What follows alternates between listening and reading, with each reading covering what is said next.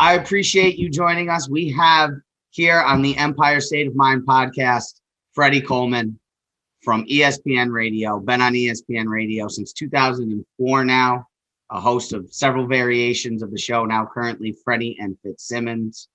But Freddie and I both spent some time in the Capital District together. I'm a 518 native, and I know he spent some time there, so I look forward to talking to that. But I know there's a lot of young, up-and-coming sportscasters, young, up-and-coming people who have dreams of being on the radio, and I couldn't think of a better person to talk to than yourself. So we appreciate you being here, Freddie. Thank you very much. My pleasure, Zach, and really appreciate looking forward to knocking it out with you and having a good time. Good. I couldn't think of anyone better to have on the show today for this topic. Freddie, when I was looking back and doing some research, it's funny, you did something that I did as a kid that my mom used to make fun of me for. But tell me a little bit, what was the reaction from your parents when they would come down to the basement and see you with the television off, calling play-by-play, calling your own color commentary for the games? Well, I think they wanted to have to call the guy with the white coat and the jacket that makes you hug yourself and take me away when I was doing that in the basement all that time, because I wanted to be so much like my heroes that's on TV, whether it was Kurt Gowdy, whether it was Chris Schenkel, whether it was Keith Jackson. They were the voices of my childhood. Pat Summerall doing NFL games. It was so cool that they had a chance to do that, and they were able to call the game and make you fully invested in the game, and you wanted to be there to do that. So I always wanted to do something like that. I never thought in a million years, Zach, that I would have a chance to do that on any kind of level, whether it's local, national, whatever that is. But they seemed to enjoy what they were doing so much, and they made it seem so easy to want to do something like that, that I felt that I was connected with them by having a chance to be a part of the broadcast of doing it in my own way in the basement of my mom and dad's house as I was growing up and watching them work and how they were able to operate when they're able to coordinate and make a broadcast work. Did those games prepare you? How did that prepare you for your time calling games for Marist? That's a really good question, because the one thing I learned, Zach, is that Keith Jackson became Keith Jackson by being the first Keith Jackson. He wasn't trying to be the second somebody else or the third somebody else. So that was the main thing that I took from their approach. When you heard Kurt Gowdy, when you heard Chris Schenkel, when you heard those wonderful broadcasters of my youth, they were being themselves. They were imparting themselves on the game, but not being above the game. And that was the one biggest lesson that I was able to learn, was that you can be the best Freddie Coleman you can be, or you can be the best Zachary Grady you can be, but you have to be you. You can't worry about being part two of somebody else or part three of somebody else, because that's clearly going to show no matter what kind of broadcast you're doing or what team that you have a chance to be broadcasting about. Fast forward a little bit. I know a lot of the people here and myself, I met you through an internship, and we're all looking for that next internship. But more importantly, let me ask, what did you take from those first internships? What did you get out of those? The one thing I got was that the more versatile that you can become and make yourself, the more employable you're going to be. And I tell every young person, it doesn't matter who or where you're interning, learn as much as you can, because there are going to be plenty of people that are going to help you on your way, especially if you're not afraid to ask questions, especially if you have a persistence about you that wants to learn and wants to be better and wants to make sure that you're doing everything you can to be better at your craft. And I know more than ever before in this day and age, Zach, it's very hard to not have the art of conversation or to want the art of conversation. But if you're going to be in our business, you better understand exactly how that's going to go. And a big part of that is having those conversations with people, not being afraid to ask questions, not being afraid to learn, not being afraid to learn as much as you possibly can. So it's not something where you can look at it and say, well, I don't need to worry about talking to that person. That person can't help me. Well, yeah, just by having a conversation with that person, it'll teach you exactly how to converse with people in our field, whether you're going to be on air or whether you're going to be behind the scenes. So the more conversations you can have, the better it's going to help you, not only from a personal standpoint, but also professional standpoint. So going past your first internship, you're in Portland, Maine, making $12,000, working at a Strawberries. How did you keep the blinders on? How did you stay focused on the dream ahead? It was always something I wanted to do, because I never thought I was going to be in that kind of position, Zach, because when I was growing up, listening to radio DJs, they were bigger celebrities to me than athletes, than actors, than entertainers, than singers, because they were so good at their art form and the intimate art form that is radio. I never thought I would be doing something that Chuck Leonard, what he did at 98.7 Kiss in New York, or Art Rush Jr., or Scott Shannon, or Scott Muni, some of the great people I had a chance to grow up listening to night after night as a young kid, then becoming a teenager. So when I have finally had a chance to do that, when I had finally a chance to have step one, even though I did not know that was step one of my dream, it was not hard for me to keep focused because I wanted to be the best radio personality I could possibly be. And I was not going to let anything or anybody get in the way of that. And I think a lot of times it can be very easy to lose your focus because Life 101 can get in the way. But that doesn't mean that you allow Life 101 to stand in your way, especially when you have a passion for something that you really enjoy and you really love. And I had a passion for radio growing up as a kid, but I never thought that that passion would lead to any kind of employment, having a chance to do that my first radio job in Portland, Maine. You talked about the heroes of radio, the superstars, the rock jocks. So classic rock, Pix 106, the Capital District. What's it like, not necessarily talking sports, but, spinning records for a classic rock station? Oh, I had so much fun working at Pix 106, or even before that, WPDH, Poughkeepsie, New York, or WWRL, a soul station in New York City, because it was always a cool thing to see and hear radio personalities and putting records together and putting a playlist together. My dad asked me the question one time when WKRP in Cincinnati was on the air. And after it had gone off the air and I first started working in radio, he said, how much of that is like the TV show? I said, times 100, because there are a lot of things that you don't see and hear that they could never put on TV that we go through on a day-by-day basis. So it was always cool. And I'll never forget the first time, Zach, I actually had an airship. I really had to take some time to take a step back and say, I can't believe I'm about to do something that so many people have done throughout the years and throughout the decades and even throughout the century of radio. And I get a chance to do that here in a pretty good market in Portland, Maine, because plenty of my peers in college, they got started radio stations that were a lot smaller than a city like Portland, Maine. So I knew how blessed and fortunate I was to have a chance to have my first time having a chance to speak on the air and play records on the air in a great market like that. But it was really a head shaking, knee knocking experience, having a chance to do something that I always wanted to do, but never thought I was going to get the opportunity to do something like that as well. What was your experience like in the Capital District? Oh, I still have so many fond memories, having a chance, not only working at Pix 106, but then having a chance to have my own sports show on the Fox Sports Radio affiliate, 980 AM, doing that with John Tobin. And Albany was a market, Zach, I always wanted to work in. Even when I was working in Poughkeepsie, New York, there was always something special about Albany that people usually would go there and stay there because of the great atmosphere. They're great people, and you have a great time working at a great place in a great market. So I always wanted to do something like that. When that opportunity came along, the first to do that for Pix 106, doing that on weekends for the classic rock station, and then for the Fox Sports Radio affiliate, I thought for the longest time when I finally was able to break through and get up there, I said, man, if I could live here the rest of my life, I really would, because I loved everything about Albany. I love the people. I love the vibe. I love the atmosphere. When ESPN Radio comes calling, you can't turn that opportunity down, because once those opportunities come and go, they may not come back again, no matter how great the Albany market is. So that's the only reason I left Albany, was because ESPN Radio came calling. If that had not happened, I could have seen and envisioned myself being in Albany for a long, long time, making my career and making my name in a great area. Okay, so ESPN Radio did come calling. What was your reaction when you got the phone call? I was completely stunned, because I never thought it out that far, Zach, to be honest with you. And it's not as if I didn't believe I didn't have the talent to work there. I just never thought that could be another step in my career. I've always been a big believer that you should be happy where you are. You should be happy where your feet are planted. And if your feet are planted, no matter where that is, and you're getting a lot of satisfaction out of that, and you're able to further your ambitions being in that one place, then that can be Valhalla for you. It doesn't have to be on a national level or a regional level. You can really have that happiness and find that self-satisfaction, and don't have to worry about your name being out there maybe as much as it should or more than it should.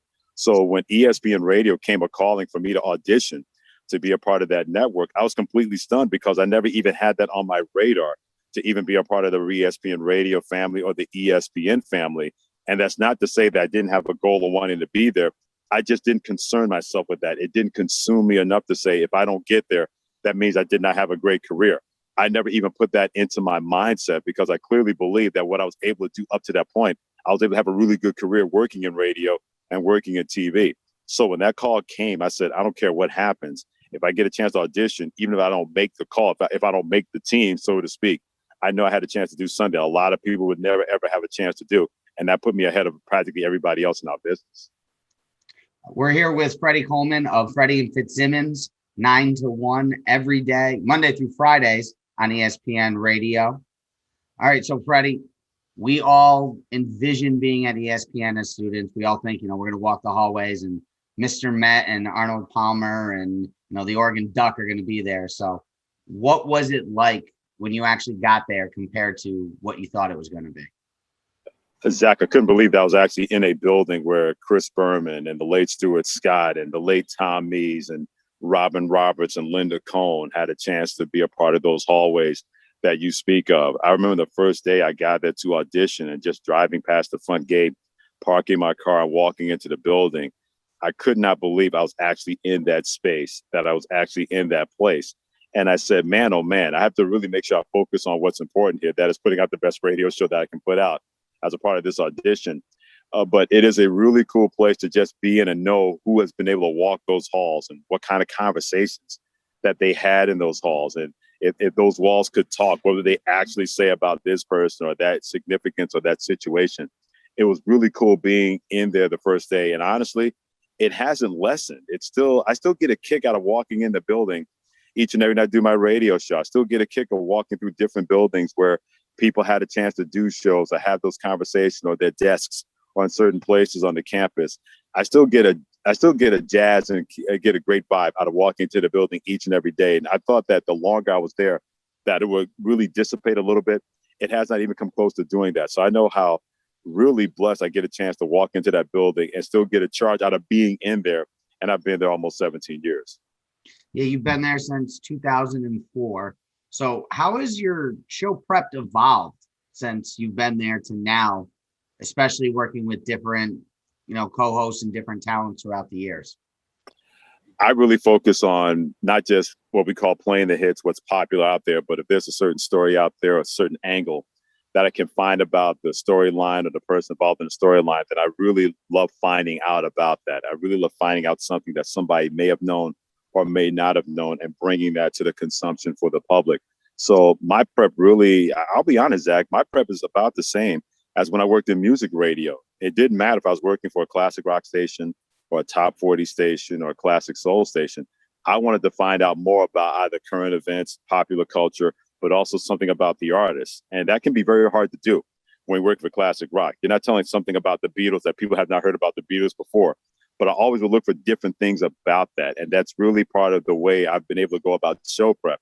You know about the significance of things going on. You know what's the top of the mind awareness. But then finding out a story behind this story and bringing it to the table and bringing that to the conversation. I was doing those things when I was involved in music radio. So that really hasn't changed for me. Being in sports talk radio, I've been able to always wanting to find out because my mind just never shuts down. And I'm sure that's a blessing at times, but it can be a curse because I'm not working on radio on the weekends and something will pop into my mind. I have to remember to write it down so I can have to talk about it when the situation comes up on a Monday or the next time back on radio. So my mind is always prepping. My mind is always working because I'm determined that when I get on the air, I'm going to make sure you get the best of me and not the mediocre of me or the worst of me.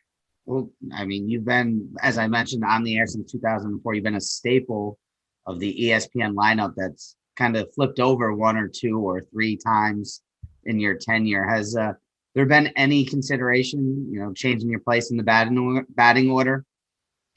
I look at it this way. I know how things can be very fluid in our business, but I've never looked at it, okay, I want to do this, or I should be doing that, because I think you don't want to have resentment flow into your mind, and then that's really going to show on the air. I tell people all the time that we're in the unique spot that whatever goes on that they talk about the next day, we're already in the middle of it. We've had a chance to sink our teeth into it before anybody else does. And we've been able to create that unique niche. I've been able to create that as a part of my persona, my radio persona, all the years at ESPN Radio. And even when I had a chance to fill in on earlier shows, I've enjoyed those experiences, but I've never looked at it and felt that I've been missing out or that I've been overlooked, mainly because I know what we've been able to create. Yeah, the morning show is going to be the most important part of radio, because if morning shows don't win, then your network is going to suffer. But I also know what we've been able to do is to create that kind of audience participation, that people enjoy what we do, that people listen to us longer than maybe other shows on the network, because we have that chance to be involved in the middle of something right then and there. And people know exactly what Freddie Coleman is saying, what Ian Fitzsimmons is saying. So by the time the next day gets it, people who may wake up and listen say, oh, Freddie and Ian already talked about that. It can be old news to them. So we know that we continue to be at the forefront of those things, really being ahead of the curve when it comes to stuff like that. And we've been able to be a valuable member of ESPN Radio, no matter what day part significance is placed on others above us. I know myself personally, when I was working for an ESPN morning show, the first opinions we would go to every morning would be Freddie. Let's hear what Freddie said the night before. So, whether it be Big Board Sports or any of the other midday shows, we very much leaned on what your opinion was from the previous evening. So I definitely understand what you're saying there. So, but I wouldn't be doing my job here if I didn't get a little piece of advice for the students. What's something that you can relate to or pass down to the students here at the Dan Patrick School to keep them going? One of the things I tell people all the time, don't be afraid to fail, because it can be very easy that you believe that everything should work. And if everything doesn't work out, you feel that you're missing out or that you should try something else. I've been fired from jobs 3 times. If that didn't deter me and keep me out of this business, then you should not allow a speed bump or a bad moment to happen during the day or during your job to really put you in a hole where you believe you can't get out of. So it's okay to have that faith in yourself that everything is not going to work out, but you learn from that experience. You make sure that if it comes up again, that you won't fail again, that you'll be able to benefit from that, from not succeeding in that moment. I know plenty of times people want validation. If they don't get it instantly, then they wonder if they have a place. You always are going to have a place, but you can't be afraid. You can't have that fear factor about you that you're afraid to try and step outside of your box, but keeping the baseline of what will make you successful from a personal standpoint and a professional standpoint. So it's okay to dip your toes out there and see if the water is cold, or if the water is warm, if the water is too hot.